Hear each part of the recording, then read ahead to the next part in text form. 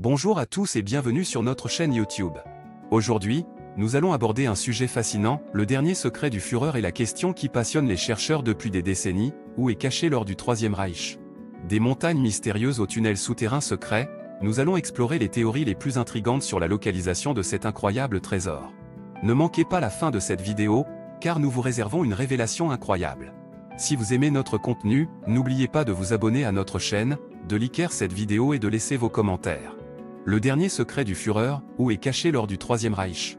Partie 1, la montée en puissance du Troisième Reich. Dans cette première partie de notre enquête fascinante sur le dernier secret du Führer, nous plongeons dans les événements qui ont mené à la montée en puissance du Troisième Reich. Cette période tumultueuse de l'histoire a jeté les bases de ce qui allait devenir l'un des mystères les plus intrigants de notre temps, la cache de l'or du Troisième Reich. Au lendemain de la Première Guerre mondiale, l'Allemagne était en ruine. Le traité de Versailles avait imposé d'énormes réparations financières au pays, plongeant sa population dans la misère. C'est dans ce contexte de désespoir et de mécontentement que le Parti national-socialiste, dirigé par Adolf Hitler, a commencé à gagner en popularité. Hitler, un orateur charismatique et manipulateur, a su exploiter les frustrations du peuple allemand en lui offrant un bouc émissaire, les Juifs. Il a promis de redonner à l'Allemagne sa grandeur perdue et de créer un nouvel ordre mondial où la race aryenne serait au sommet de la hiérarchie. Avec ses discours enflammés et sa propagande habile, Hitler a réussi à convaincre les masses de le suivre aveuglément. En 1933, il accède au pouvoir en devenant chancelier de l'Allemagne. C'est le début d'une ère sombre marquée par la montée en puissance du régime nazi. Le Troisième Reich, comme Hitler a baptisé son régime, a rapidement consolidé son emprise sur le pays. Les libertés individuelles ont été supprimées, les dissidents ont été persécutés et les Juifs ont été soumis à une discrimination systématique. L'Allemagne était devenue une dictature totalitaire où Hitler détenait un pouvoir absolu. Mais ce pouvoir n'était pas suffisant pour Hitler. Il avait des ambitions bien plus grandes. Il voulait étendre le Reich à travers l'Europe et imposer sa domination sur le monde entier.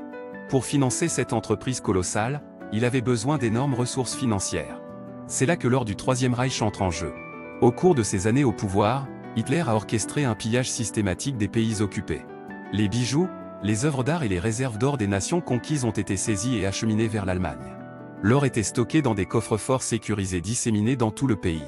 Certains de ces coffres étaient situés dans des endroits souterrains secrets, échappant ainsi à la vigilance des Alliés. Les nazis étaient déterminés à conserver leur trésor, même face à une défaite imminente. Mais alors que les forces alliées avançaient inexorablement vers l'Allemagne, Hitler savait que son règne touchait à sa fin.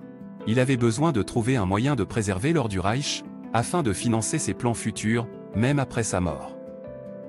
Et c'est là que le dernier secret du Führer commence à se dessiner. Dans les prochaines parties de notre enquête, nous explorerons les différentes théories sur la destination de l'or du Troisième Reich.